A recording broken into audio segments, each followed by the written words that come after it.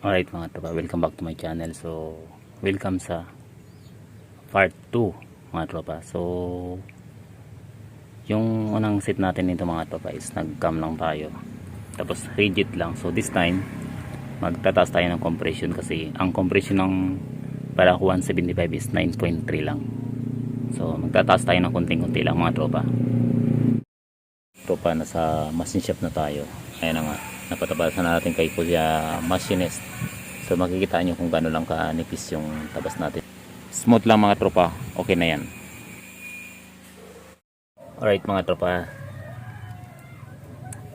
Nabisi tayo kaninang araw.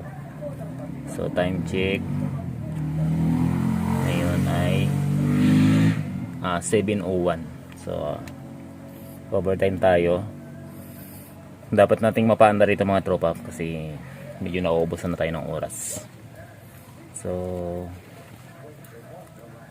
again, Barako to mga tropa, head ng Barako. And then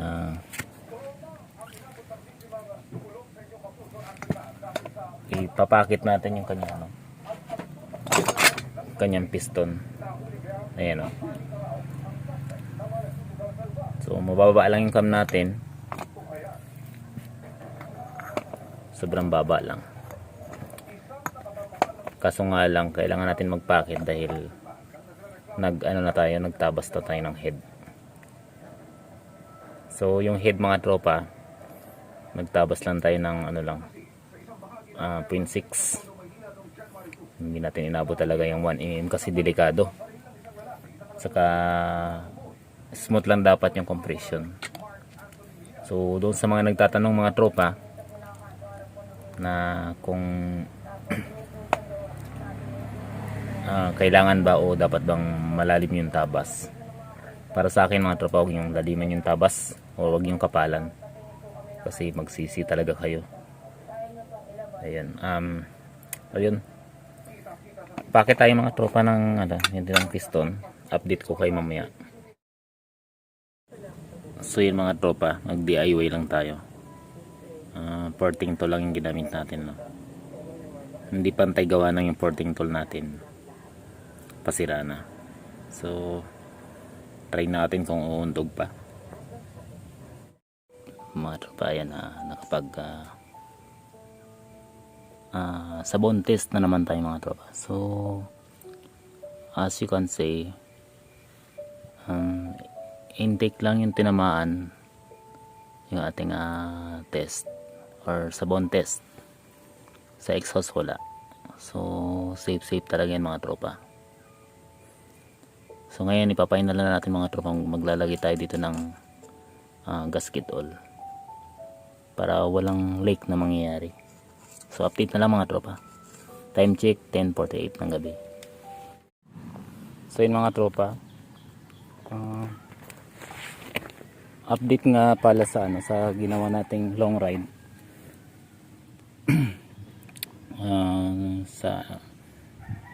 Pumunta ako ng north mga tropa, sa part ng north. Ayun, nagkaroon ng leak dito yung carburetor natin, no?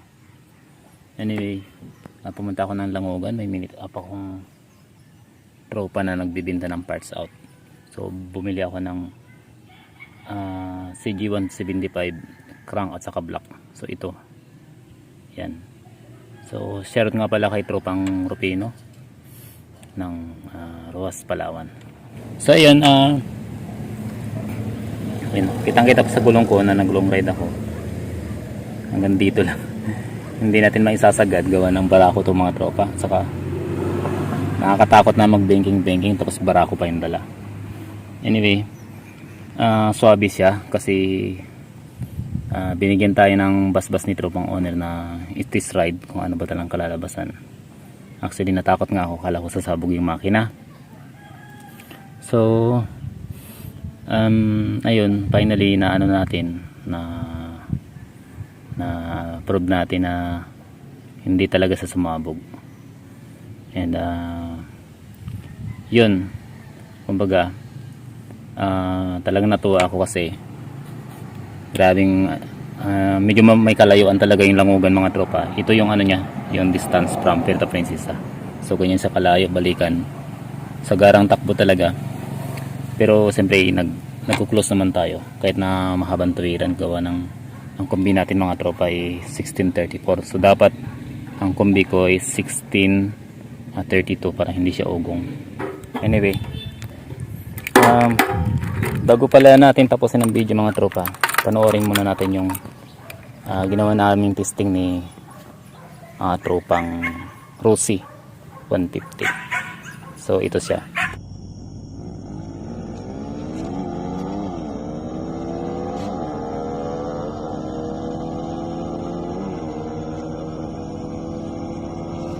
Ayan na guys, yung nakadilaw yung manok ko dyan guys. Tangina, grabe!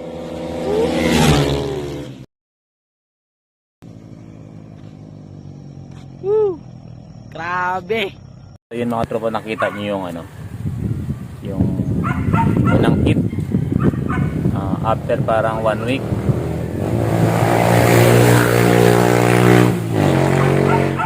After 1 week mga tropa, inulit namin. So ito yung resulta mga tropa.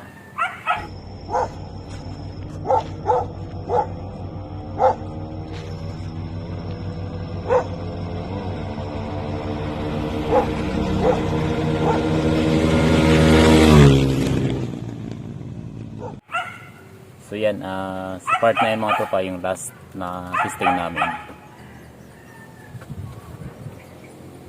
Sa yung huling hit mga tropa, pinagamit ko na siya ng 32. Kaya medyo lumayo yung agwat niya na sa 2 blocks. So nung una kasi mga tropa, unang hit, parang nadismaya si tropa ang Rossi. Sabi niya bakit daw nakadikit samantalang yung seat ng barako ay naka-cam lang, carb, tapos CDI. So baka nga talaga mahina yung Rossi niya. Anyway, yung pinagamit ko nga siya ng 32, sabi namin ay try namin yung 32. So yun ang naging resulta. So yun mga tropa, bago nga pala kami nag-gauge yung huling testing namin, pumunta ako ng Langogan, Puerto Princesa. So itong barangay na to mga tropa ay sakop ng Puerto Princesa din, parang pinakahuling barangay ata. And then sa kabila nun is part na ng Rojas, Palawan. Anyway, ang distance nito mga tropa is 97 kilometers. So okay naman yung biyahe mga tropa sa garang takbo. Siyempre medyo magko-close din ako kasi iniingatan ko baka sumabog gawa ng nakalimutan ko na yung spark plug rings pala mga tropa, hindi ko dala. Bala ko magpapalit ako ng G-Things. Anyway, okay naman yung biyahe, kaya nga lang medyo ugong yung sprocket natin. So swabe siya mga tropa. And then sa kain naman ng gasolina, hindi ko masasabing matakaw kung ang pagbabasihan yung CC niya, gawa ng 175 na nga siya. So nagulat din ako talaga mga tropa personally, kasi nga iniisip ko barako, at saka maraming nagsasabi dati nung wala pa akong alam sa makina na yung barako daw pangit daw iset. So ako magsasabi sa inyo mga tropa, sobrang gandang iset. Dahil konting mekos lang o konting set lang, malakas na. Ayun, may na-try tayong makasabayan yung Sniper 150, kaso nga lang walang camera. So hindi lang ako sure, pero parang nag-try ding humabol si Sniper 150. And then ayun nga, yung kasalubong kasi nating shuttle urban nag-flashing or nag-flash ng ilaw. So meaning humabol yung sniper sa atin. So noong time na yun hindi pa tayo sagad.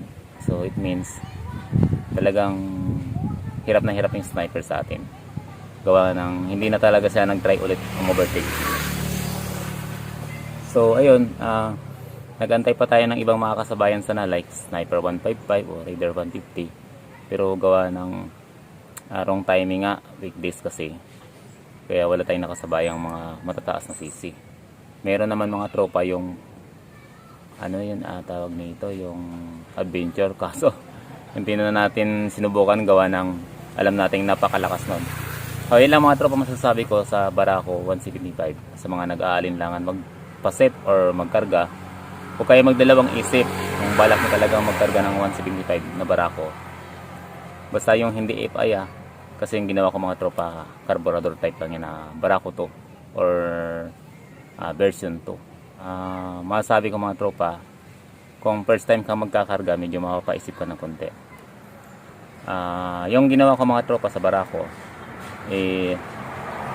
medyo pala isipan din, kaya ako mismo mga tropa nahirapan sa set na yon. So hindi siya madaling mas iset kung walang alam. Talagang mag-iisip ka kung paano siya palalakasin. Pero kapag nakakuha mo yung timing, napakalakas talaga mga tropa. So abangan natin kung may magkakaroon pa ng part 3 mga tropa. So sa ngayon, ito lang muna.